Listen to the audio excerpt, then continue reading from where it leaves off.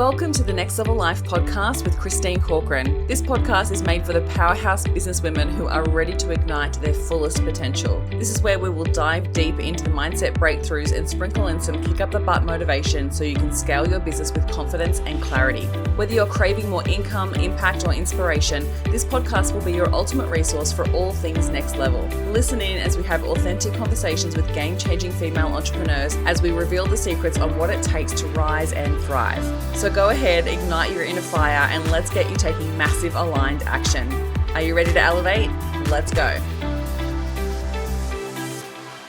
When it comes to selling courses or selling anything online, the launch model is one of the things that gets talked about a lot. And so when I invited Caitlin on the podcast today, you should be the perfect person to talk to when it comes to shifting from a launch model to more of an autopilot model. So thank you so much for joining me today, Caitlin.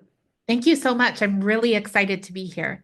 I'm excited that you're here as well. And I know that we're going to talk so much about courses and obviously shifting from the launch model to autopilot and evergreen. I do that in air quotes. But I'd love to just get started. For those who don't know you, who are listening on the podcast, would you mind just giving us a little bit of background about where you started with your business and where you've now built it to? Sure. So right now, our company helps course creators generate consistent revenue from their own courses without launching. However, it was quite a long and windy road to get here. So I actually started out as a social media manager. So I was managing accounts for clients. I would write their copy, create the graphics, do the scheduling, interact with their audience, all of that.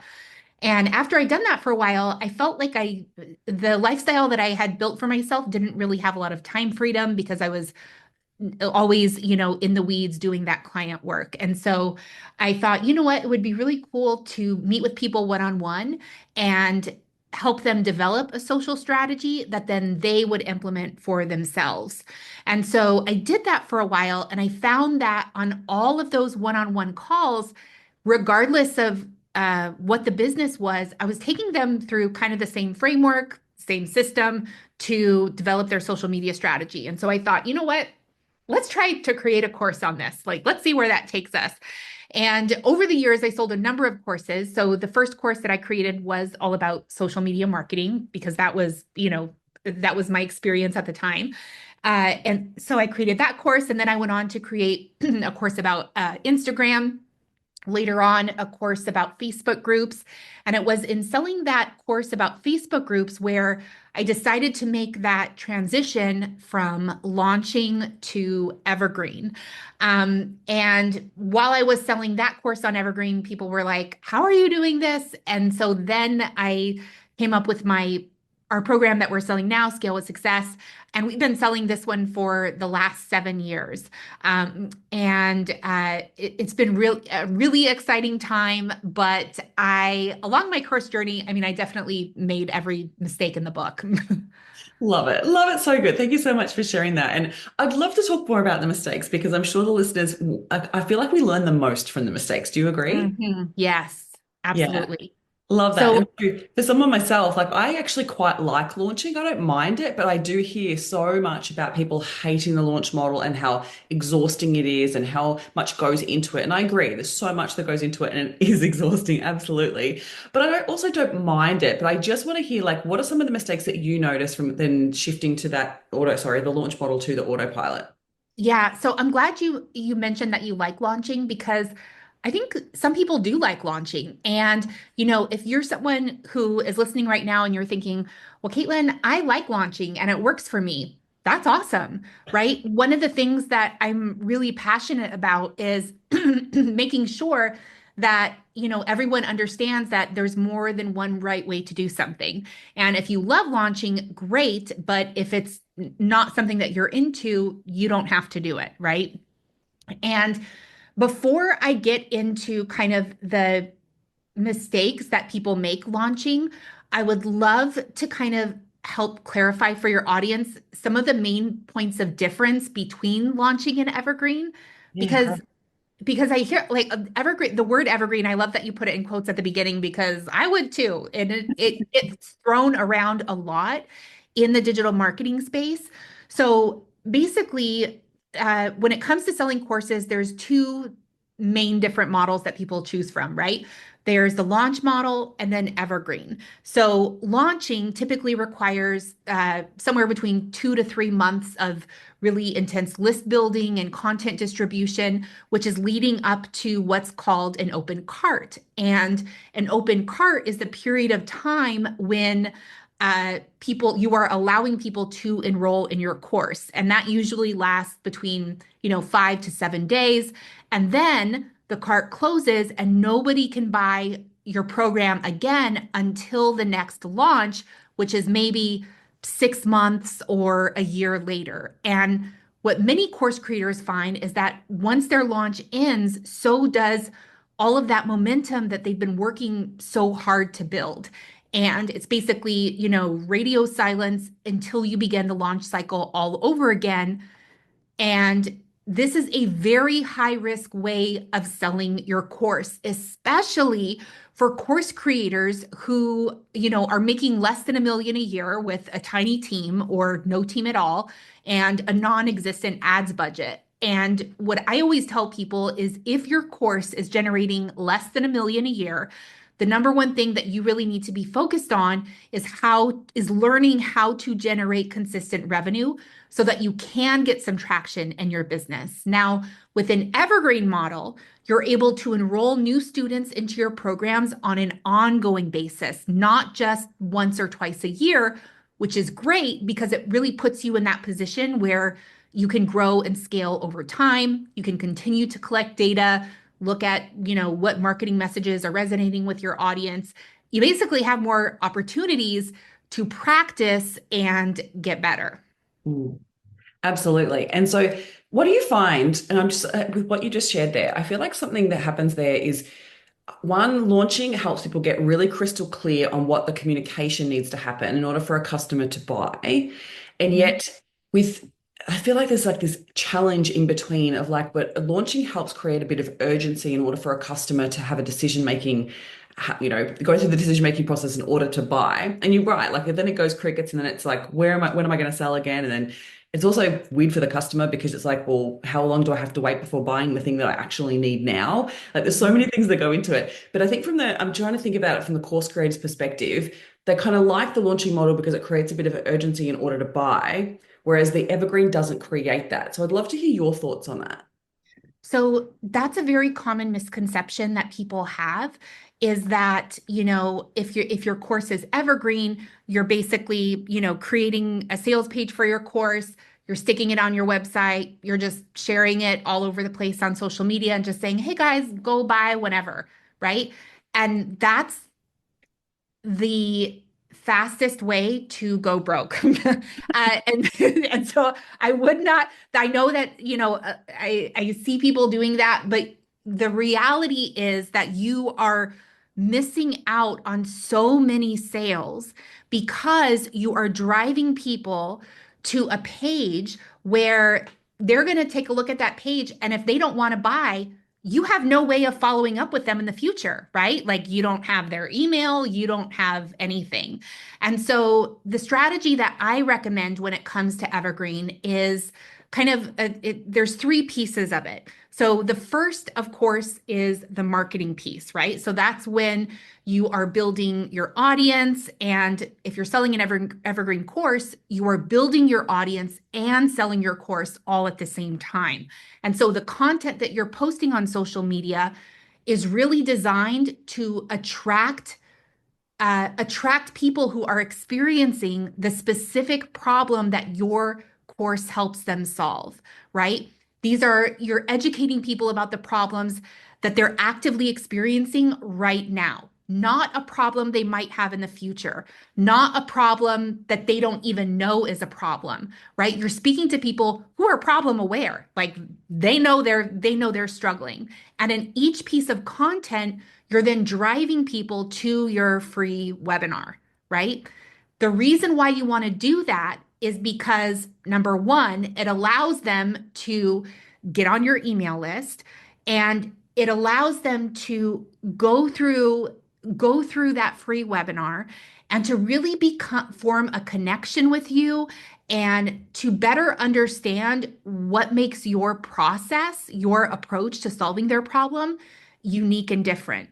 Now, what I will say is that the content framework that you use in an evergreen webinar is completely different than what you would do in a live webinar. And so a lot of people struggle back to kind of some of those mistakes that I forgot to answer. So I apologize for that. Um, one of the mistakes that I see people make is that, they think, oh, okay, well, I've live launched this course a bunch of times. So now I'm just going to take what worked well live and I'm going to automate it, right? Or And they that sounds even, great, yeah, right? they even take the recording of the live Yeah, session and put yeah, it up, and it's like, it's so obvious this was something that was recorded months ago. yeah. And it sounds great in theory, but the reality is you may make, one or two sales from that, but you're not going to get anywhere near consistent 5 or 6 figure months. And so many people follow that approach that they try it, it falls flat, and they make that mean that evergreen doesn't work for them or that their audience will only buy in a live launch. And it's like, no, it's not that they'll only buy in a live launch. It's that what you did just there worked great live, but it's totally different in evergreen, right? Mm. And so after back to kind of the three-pronged approach, you have the marketing where you're posting content on social media, educating people about their problems, and you're driving people to that free webinar. On the free webinar, you're forming a connection with people. You are starting to shift their perspectives. You are outlining your framework for however it is that you help them solve that problem. And they're able to enroll on that webinar without a sales call, without a bunch of, lengthy DMs. They can enroll right then and there. Now, once people are inside of your program, one of the kind of misconceptions that I hear a lot is that people think that if they sell an evergreen program, they have to sacrifice student experience, right? And they think, oh, well, if people enroll in my evergreen program, then I guess I can't support them live, right? I guess like I'm just gonna give them the content, and that is not the case. So what many of my students do is once someone enrolls in their course, they get immediate access to the content. Now, in some cases, they may give immediate access to the entire course. In other cases, they may decide to drip it out, once a week or whatever. Uh, Whatever it is, they're getting access to the content that then they go through at their own pace. So they're going through it at their own pace. And if they have questions, if they want feedback on something, or if they need help uh, clarifying something, then all they have to do is, post in the student community, right? And then you're able to go in, whenever you have office hours, maybe you have office hours once a week or twice a week or once a month, whenever it is. And then you're just going through and you're answering their questions and giving them feedback. And so they're able to get kind of that one-on-one connection with you, but it's in a group setting. Mm. Um, and I find that, today, especially there's so much going on in the world, you can't expect everyone who enrolls to go through the course at the same pace. And a lot of times, I know from personal experience, when I purchase something perhaps that is live launched, I feel like I'm falling behind. Like everyone else is like, "Oh, I'm on task. I'm doing this and then doing this." And I'm like, "Okay, now these calls are not even helpful to me because they are so far ahead of where I'm from." Whereas if instead you're letting people go at their own pace and ask questions as they come up, you kind of create this environment where people are always learning. They're learning at a pace that feels good for them and they're able to move forward. Mm. Oh my goodness, so good. There's so much that you just said there that I want to dive into a little bit further. So, firstly, I just love that you highlighted and clarified the difference between the launching model, but also the clarification around like evergreen not just being throwing your course up on your website and hoping someone buys it. So by the sounds of it, the way that you talked about this was like there's a clear strategy, you've got a funnel in place, like there's actually an intention around your marketing. So you're guiding someone through the decision-making process and giving them opportunities to buy when they're ready to buy, but you're structuring it with intention is what I heard from you, which is so good. And I think sometimes people go and they just throw it up online or up on their website because they feel super, super time poor and they've spent so Yeah. much time actually creating the course that they're exhausted that they just go, oh, I can't be bothered selling it. And it's like there's so much money to be made and so much opportunity. If you've gone and created something that's so good, you actually have the obligation to sell it. Like you've got to market it to get it out there. So I love that you highlighted that with the evergreen.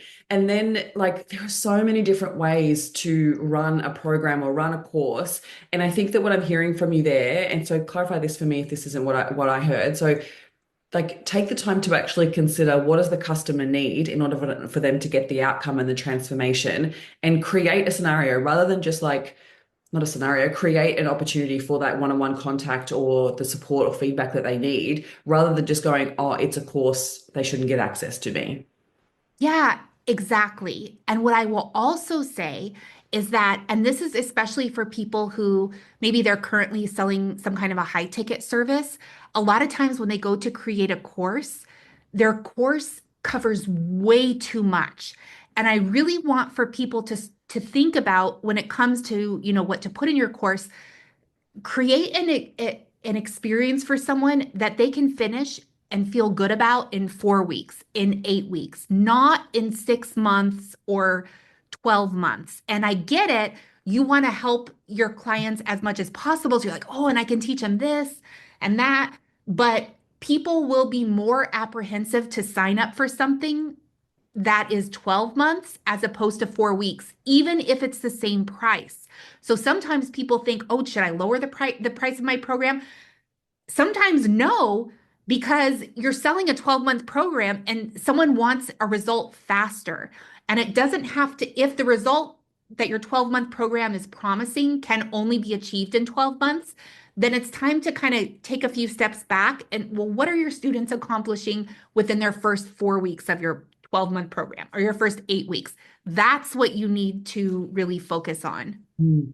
You're so right, because that pressure is real, like for the customer's perspective, like the pressure to like stay up to date, to not feel like they're behind, to get it all done. And everyone's lives are so busy as it is. But I just love that you highlighted that because it's definitely a mistake that I've made in the past where it's like, oh, I'm just going to teach everything I know in the course, or I'm going to put everything in that they need. And really, I've had to do the same thing where it's like peel back the layers and actually go, well, what's really required for them to get the transformation and to get the wins is what I'm hearing from you as well. Like, let them actually get an outcome, get a win, because they're going to see so much value in working with you. So you can always create another course or do something else for them down the track if there's some further support that you want to offer.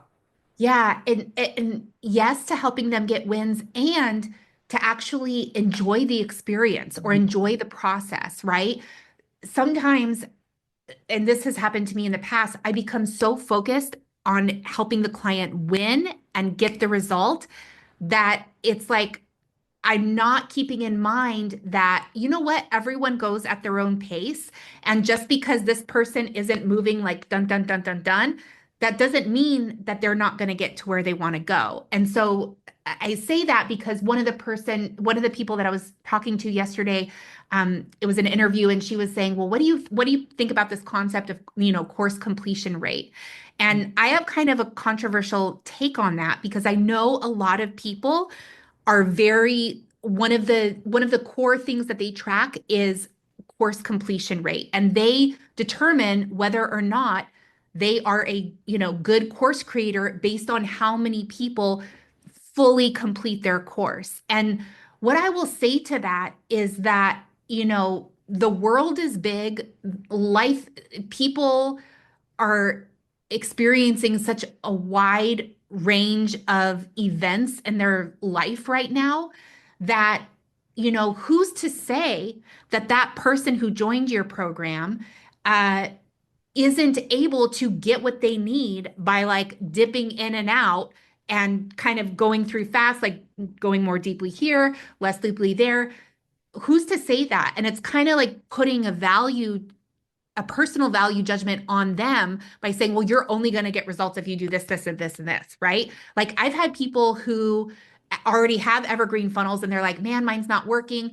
And they go through my program really quickly and they'll just make like a few tweaks here and there for a giant difference. There's other people who join, they're like, okay, I have to go through each step. Like I don't have anything built out yet.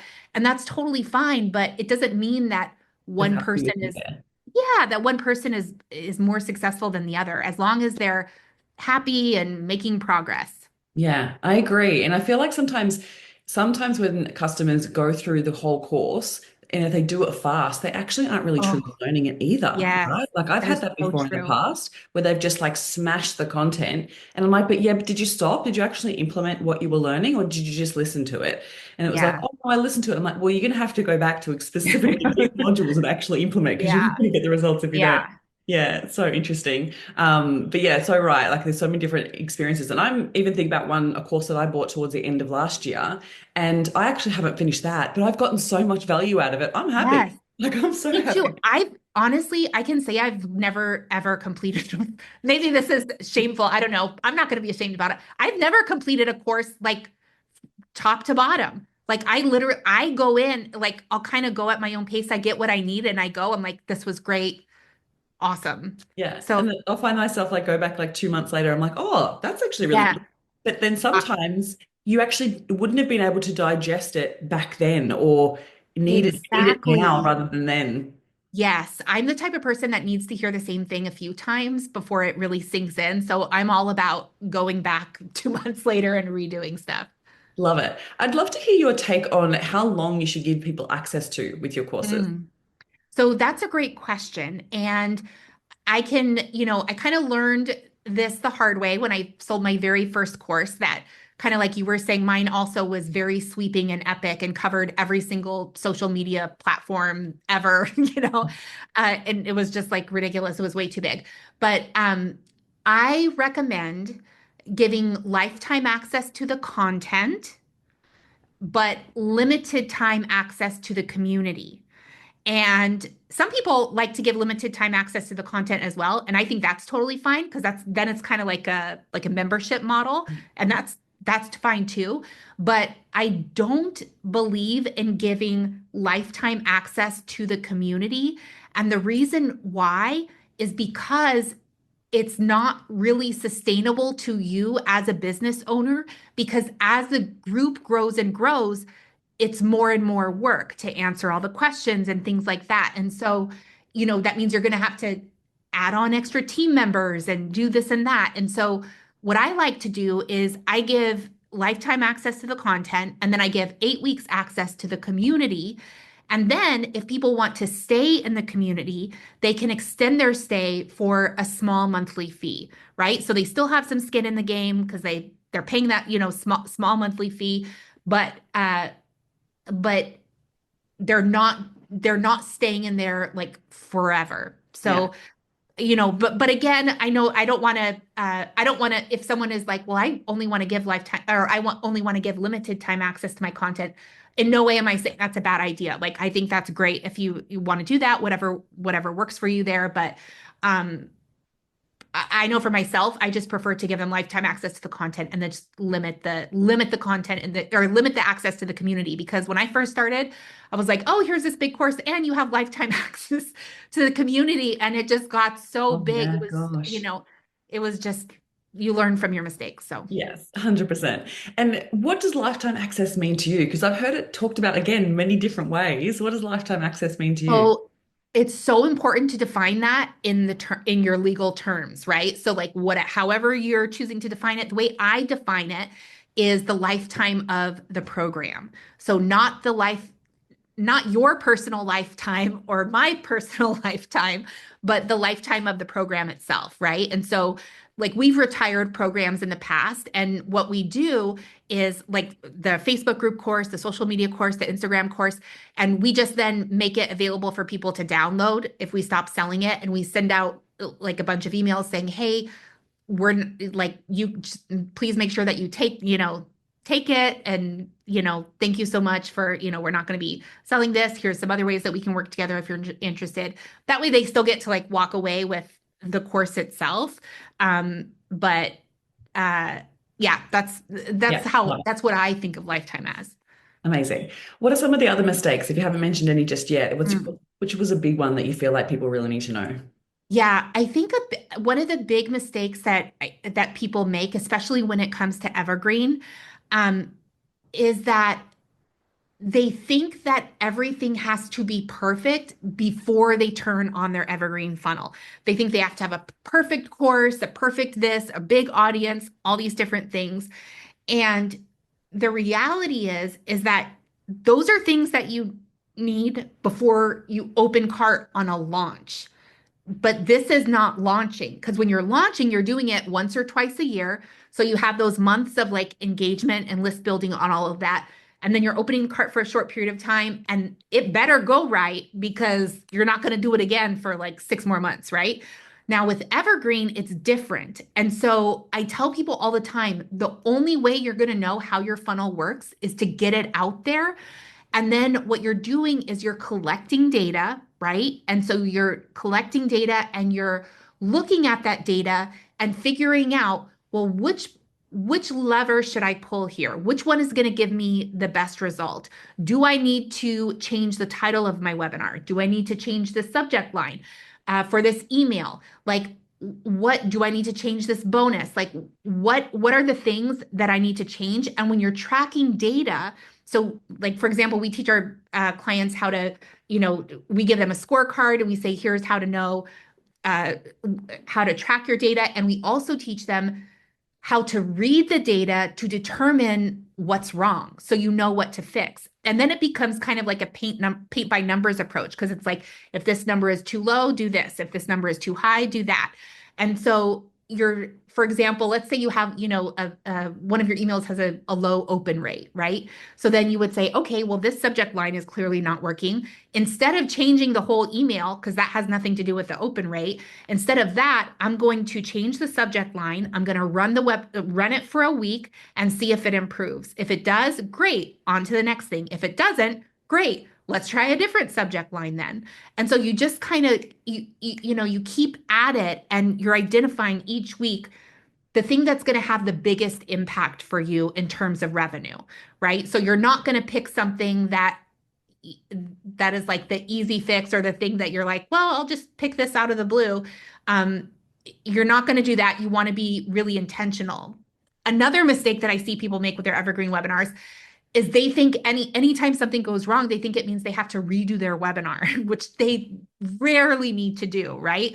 And so it's like, oh, I didn't meet my sales goal this week. Does that mean I have to redo my webinar? No. So we want to look at the data and see what specifically needs to change. Sometimes it's just the title of the webinar. Like I said, sometimes it's like the subject, whatever it is, you're going to be able to pinpoint that, but you don't want to waste time trying to reinvent the wheel like every 2 weeks. You're going to exhaust yourself. 100%.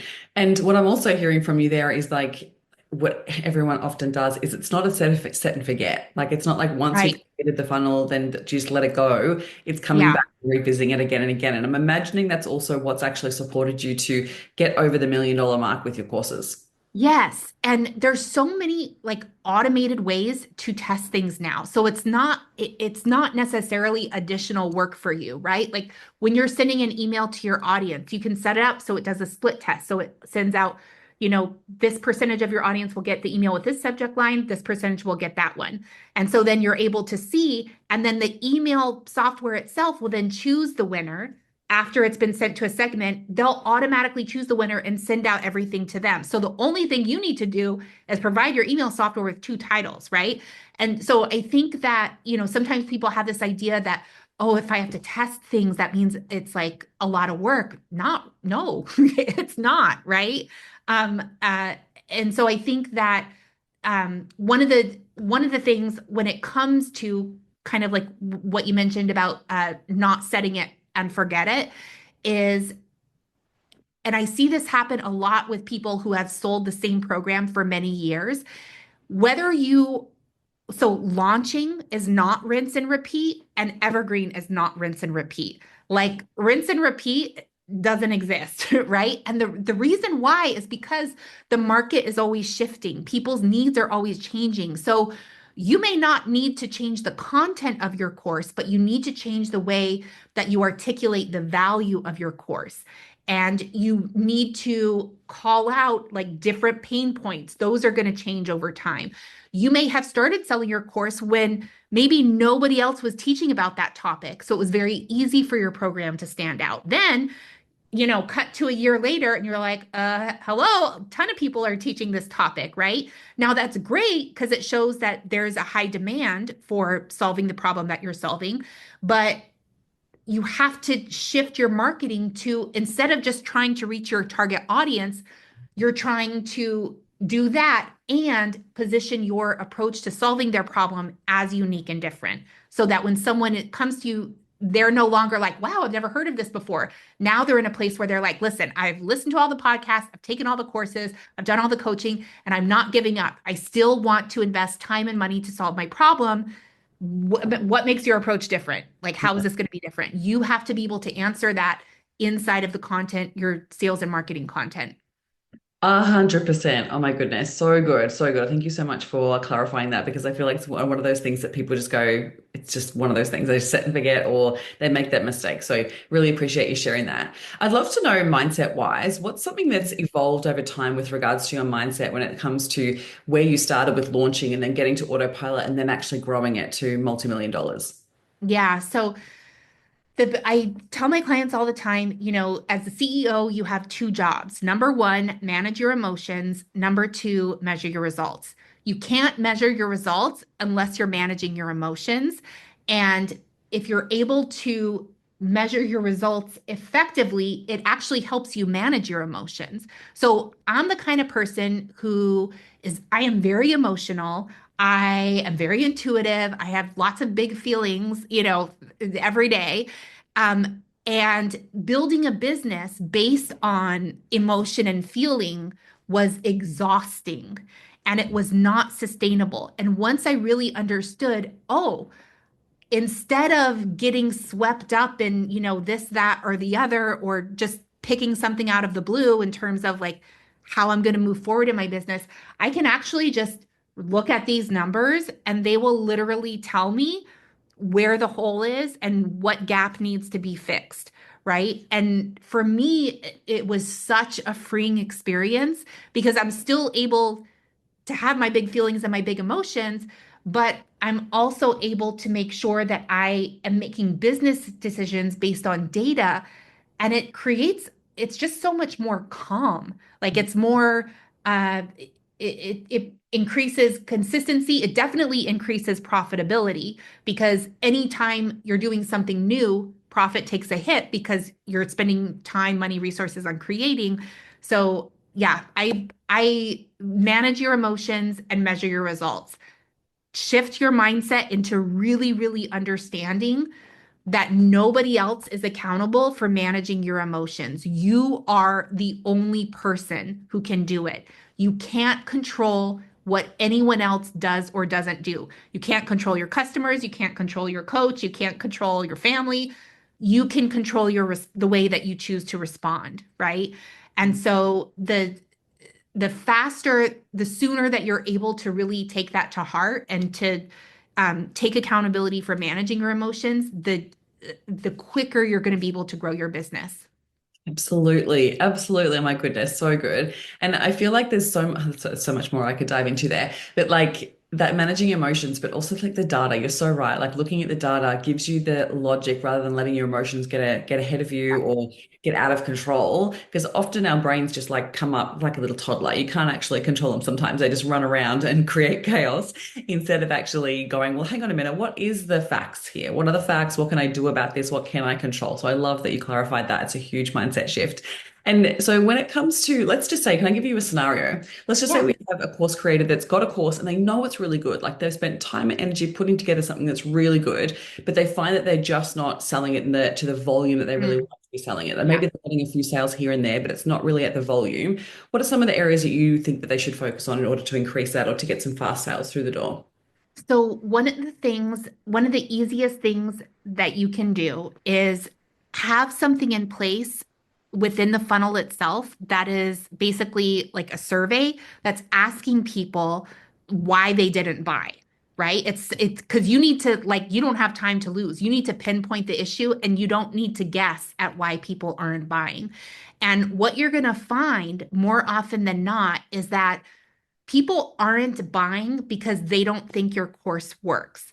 They're not buying because they think your course works, but it's not going to work for them because X, Y, or Z, because they have something special, unique, and different about them, which is actually incredibly common and everyone else has the same issue, but they don't know that, right?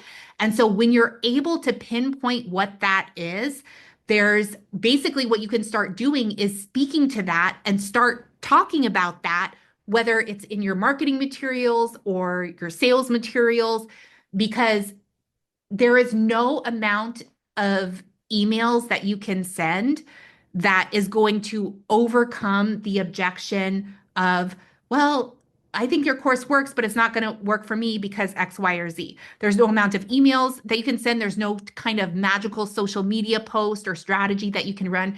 You have to figure out what is that thing. And it's if you have that survey in place, it's easy to figure out. You can even get on the phone with people who went through your funnel and didn't buy. I did that a ton, especially in the beginning. And I would ask people, why do you think this course works, but it won't work for you? Just point blank ask them why. And a lot of times you'll be surprised by their answer because they'll say, oh, well, because what I really want to do you know, is, X, Y, or Z. And then you're like, well, my course literally covers that. And so that gives you the feedback that you need to know, oh, like I am not communicating this clearly enough. And that's when those like simple little tweaks come in that make a huge difference in terms of the sales volume. So good. It's always so funny, isn't it, when you do that with your customers and you're like, I thought I had said that 15 times. I obviously Yeah, haven't said it enough. yeah. Or I haven't said it in a way that really landed for the customer. There's always so many like unique little tweaks that we have to make in order for us to continue to scale. Is there anything else in particular that you've focused on when it comes to scaling your courses? So I think for me, one of the things that I really had to come to terms with is to let go of this idea that my business had to look like someone else's, right? And so a lot of times I would like compare what I was like, well, this person only works this much, or this person, is only selling this number of courses. This person is only selling at this price point. So I was kind of looking at who I perceived to be successful, right? And I was making decisions for my own business based on what I saw them doing on a very superficial level. So I wasn't understanding all the hidden stuff underneath that was actually powering their systems, right? And so what I really want for people to know is that at each stage of business, you're going to have to let go of things that stop serving you and then get into the next thing. And the faster you do that, the faster your scale. And what happens for a lot of people and what slows so many people down is they become locked in to whatever strategy they locked into the way they do sales, the way they do marketing, the way they build their team, like all these different things. And because they're holding on to that, it's basically like climbing a mountaintop trying to drag along all of this outdated equipment that you're not even using, Mm. right? And so I think that for me anyway, just kind of letting go of like, you know what? I don't care how much this person works. I don't care what their, product suite looks like. I don't care what that person is doing. I'm going to focus on what I want my life and business to look like and then create a plan in order to get there so that I'm really coming up with my own definition of success and it's not based on what someone else is doing. And for me personally, I love running a lean team. I do not like having a really big team. Some people love that and they thrive on that. I do not want that. And so I've been able to construct my offers and everything so that I don't need a sales team. I don't need a coaching team. I don't need like all these different things because we're selling with automation. The office hours are through me. And so it's while I have a team, it's small and it's tight knit, and they've been working with me for years and years. And so it's just for me, it's a more positive experience. But again, if you're listening, you might not want that, right? You might say, you know what? No, like I actually do want my business to, look this way. But for me, success has always been uh, about time freedom and figuring out, and yes, of course, like financial freedom and, money and all of that, but really having the time to like do what I want to do, to whether that's spending time with my family or taking some time to myself or, pursuing new hobbies or whatever it is. I love that. Like I want time to do that. And, you know, uh, at least at this season that I'm at in my life, like I'm not looking to build uh you know whatever a billion dollar business right now. Maybe that'll change later on. Maybe that'll be another goal, but like I don't want that. I want to have, financial freedom, time freedom, and Mm. the ability to have joy. Yeah, yeah, absolutely. I love that. And you're so right.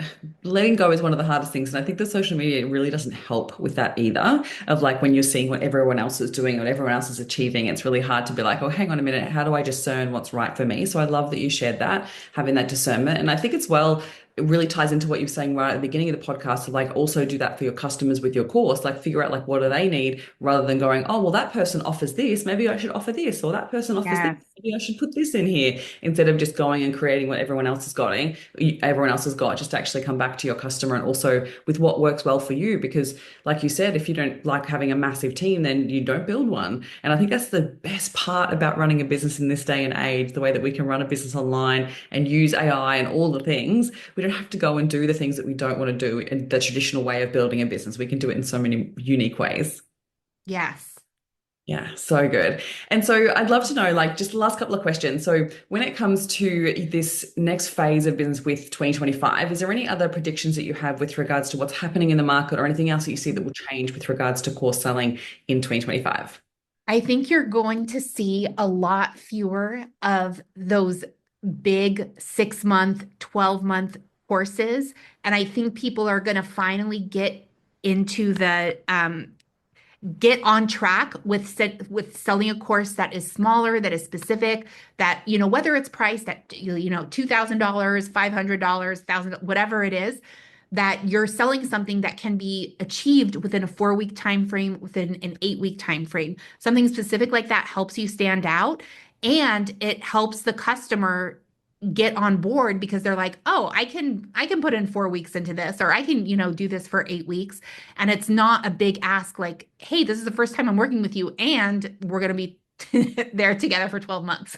Yeah. 12 months is a huge commitment for people. Massive. I don't even know if I've ever committed to anything for 12 months. Yeah. It's a massive commitment. So I love that. So short courses, focus on an outcome, result, and supporting your clients in a shorter time frame. So I love that. And so last question, and you might have already covered a bit of this already in the podcast, but I always love to ask this at the end of the podcast. If there was one thing that someone should focus on with regards to taking their business to the next level, what would be something you'd suggest? The number one thing that everyone needs to understand how to do is manage your emotions. And I know I spoke a little bit about that earlier. One of the tools that I love, it's called the drama triangle. So anyone listening you can Google that. There's lots of resources about it, but it's basically, it talks through the different roles that we play whenever we are entering conflict. Sometimes we're in that role of victim. Sometimes we're in the role of rescuer. Sometimes we're in the role of, persecutor. And it gives you're able to have very clear, tangible ways to shift yourself out of that, right? To really go from victim to creator, from rescuer to coach, from persecutor to challenger. And you've got to learn how to do that, because if you're not able to work through, $100 problems, $100 mistakes, $1,000 problems, $1,000 mistakes, you're never going to get to the next level, right? And so hopefully one day you're going to be making $1 million mistakes and $1 million problems. And that's good because that's just setting you up for then the next thing after that. Yes, my God, love that. I love that you reiterated that and brought it to that next stage. That's so good. Thank you so much for sharing everything and all of your wisdom today, Caitlin. It's been such a joy chatting with you. Where can people find you, connect with you, and work with you? So the best way to connect with me on social media is Instagram. Definitely, if you're listening now, send me a DM to say hi. Let me know you're listening to the podcast. Also, I do have a free masterclass that really unpacks my specific system. And you can access that by going to CaitlinBacher.com. The free masterclass is on my website. It's called How to Generate Launch-Sized Revenue Without Launching. So you're welcome to sign up for that as well. Love it. So good. Thank you so much for sharing that. Such a joy chatting with you. Thank you again for being on the podcast today. Thank you. Thank you for listening. And if you found any value out of this episode, make sure you hit the follow button so you get access to the episodes as soon as they are live. And make sure you come hang out with me on Instagram. You can find me at ChristineCorcoran_coach. Have an incredible week.